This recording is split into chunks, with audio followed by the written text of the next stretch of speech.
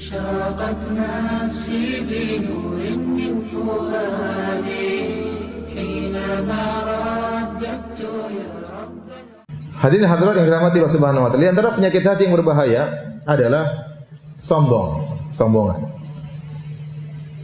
Sombong ini penyakit yang sangat berbahaya karena ini adalah penyakit yang menimpa iblis sehingga tidak mau sujud kepada Adam. Aba wastakbar wa kana minal kafirin. Waktu Allah menyuruh iblis sujud kepada Adam, iblis tidak mau. Kata Allah, fasajadu, para malaikat suruhnya sujud, illa iblis. Iblis tidak mau. Kenapa? Aba wastakbar, dia enggan dan dia sombong.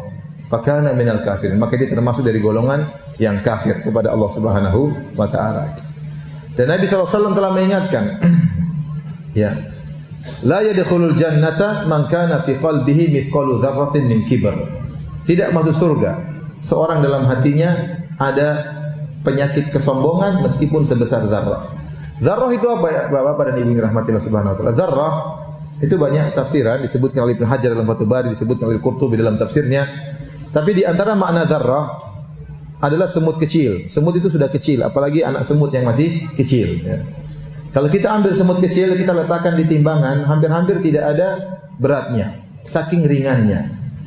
Seakan-akan Nabi berkata, kalau kamu punya kesombongan sekecil semut kecil ini, kau tidak masuk surga, kata Nabi SAW.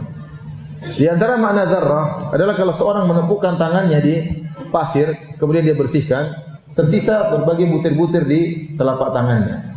Nah, kalau dia ambil satu butir tersebut, itu namanya zarrah.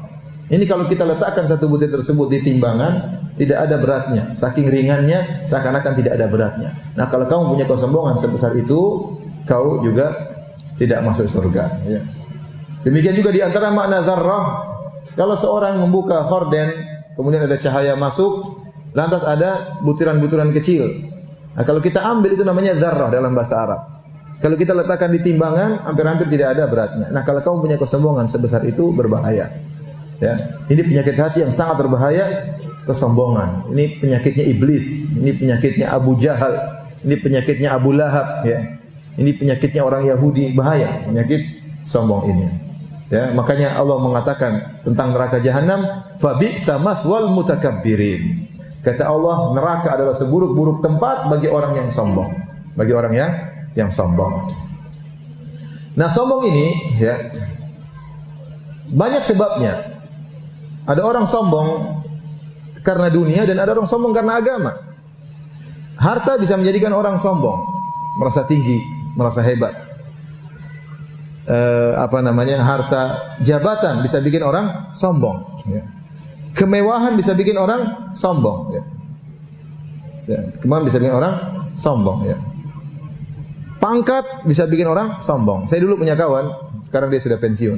Dulu dia adalah kepala polisi di Masjid Nabawi. Ya, kepala polisi di Masjid Nabawi. Ya. Orang yang sangat baik, ya. Dia cerita, kata dia, Firanda, kalau saya pulang dari masjid masih pakai lengkap, masih penuh bintang-bintang, kemudian banyak gelar-gelar di sini. Terkadang kalau saya pergi ke Bakola itu kios, saya beli terkadang enggak usah bayar, kata penjual. Enggak usah bayar, Pak, enggak usah bayar. Kenapa? Karena banyak apa? Bintang di kejora di baju saya. Banyak. Kadang kalau saya beli sesuatu, saya lagi ngantri, saya didahulukan. Jadi terkadang orang mau tidak sombong, jadi sombong dengan sendirinya. Kenapa? Karena dia dihormati oleh banyak orang. Ya, kenapa? Bintang di sini banyak. Jadi begitu dia ngantri, di luar Pak, di luar, kata dia. Tapi coba kalau saya pulang pakai baju biasa, baru bangun tidur kemudian ngantri roti. Panjang pun tidak ada yang suruh saya ke depan, saya diam aja di belakang. Enggak ada yang suruh maju ke depan. Kata dia, ini baju bahaya, Firanda. Baju ini bahaya. Ya. Bisa membuat kita sombong tanpa kita sadari. Jadi maksud saya, terkadang kita tidak ingin sombong pun akhirnya terbawa kepada sombongan. Kenapa? Situasi membuat kita angkuh. Ya. Contoh sederhana, harta bisa bikin orang sombong.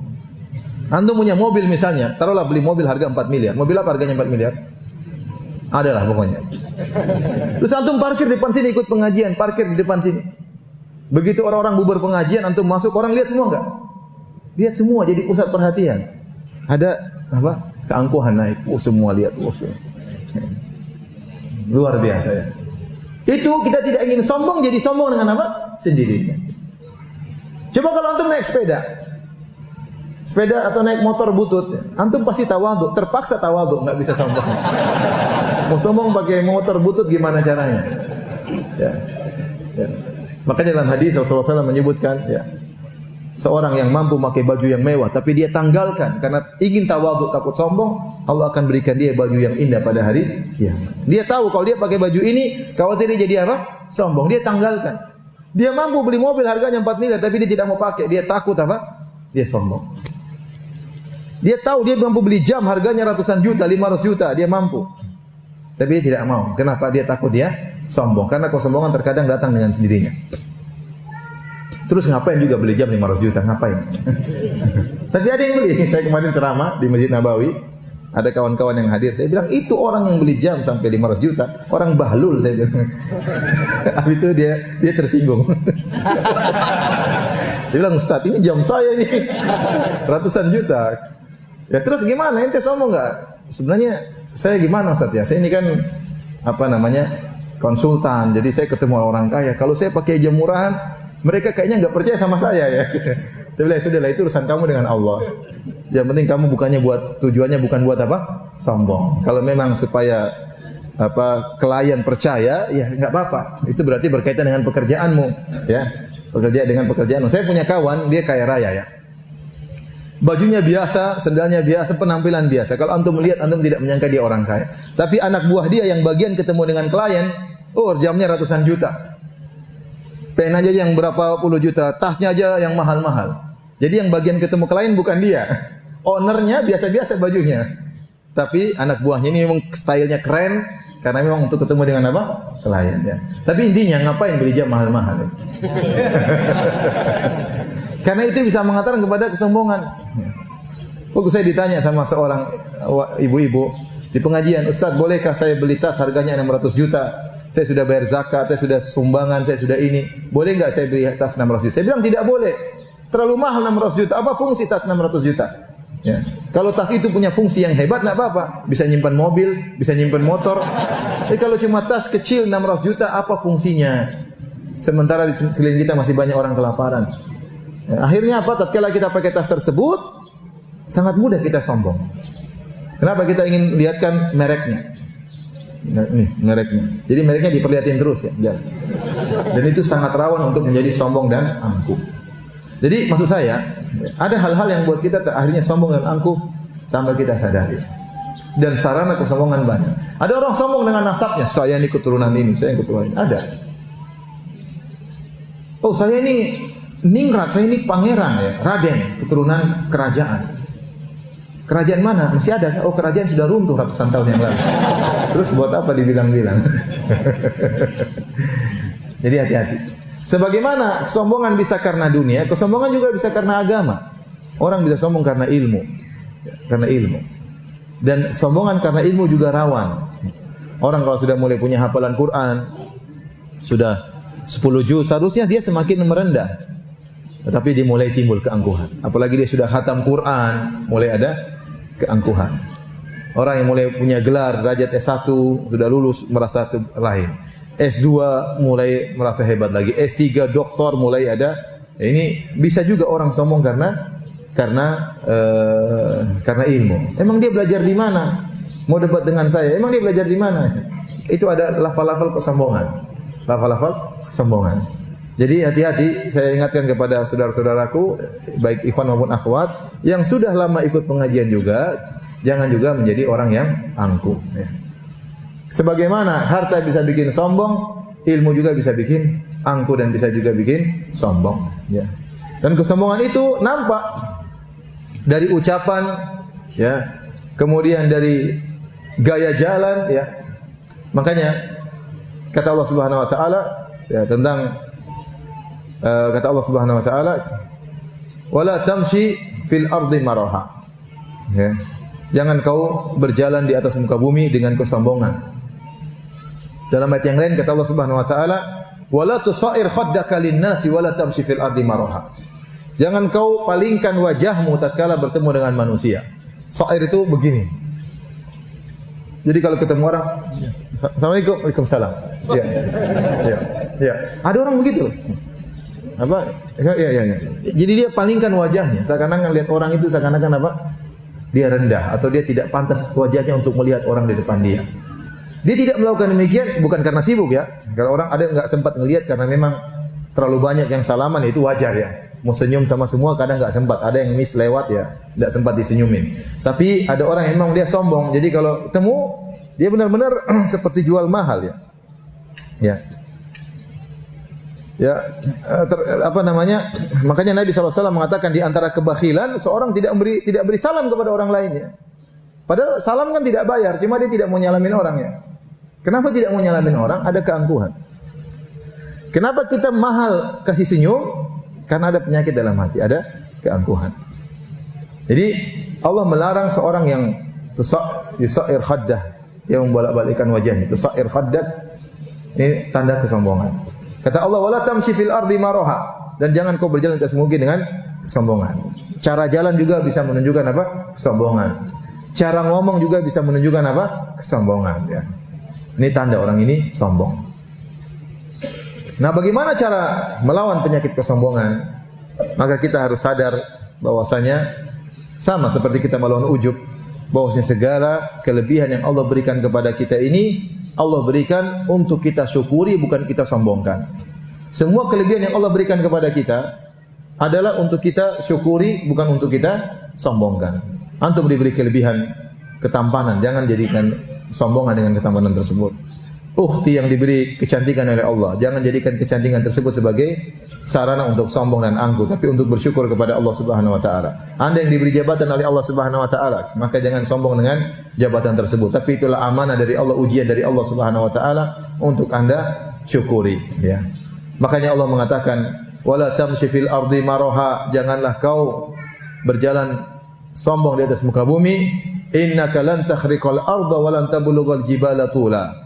Sungguhnya kau tidak bisa menembus bumi dan kau tidak bisa setinggi gunung. Kau tidak bisa setinggi gunung. Ini obat yang kedua, yaitu kau harus sadar bahwasanya kenapa kau sombong. Orang seperti kamu ini di dunia ini banyak. Dulu waktu saya belum ke Universitas Madinah, waktu itu saya sudah mulai dakwah sebelum saya ke Madinah. Mulai saya ngisi pengajian, mulai saya banyak baca buku. Terkadang ditimpa dengan penyakit-penyakit seperti ini.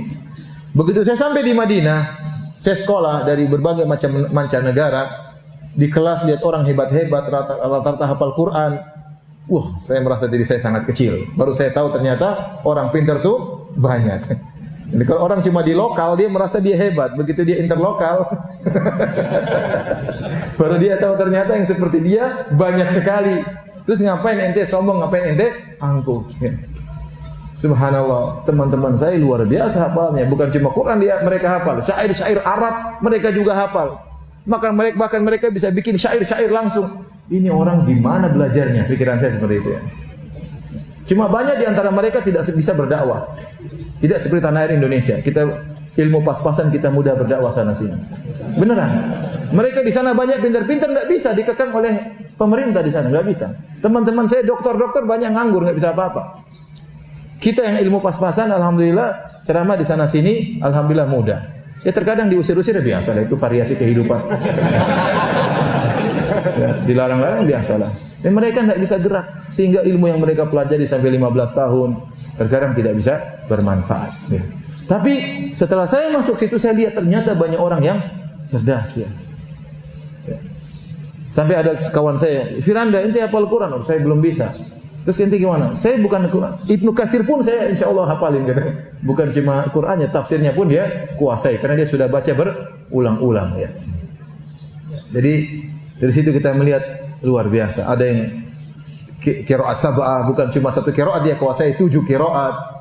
Luar biasa ya. Jadi banyak orang-orang hebat ya.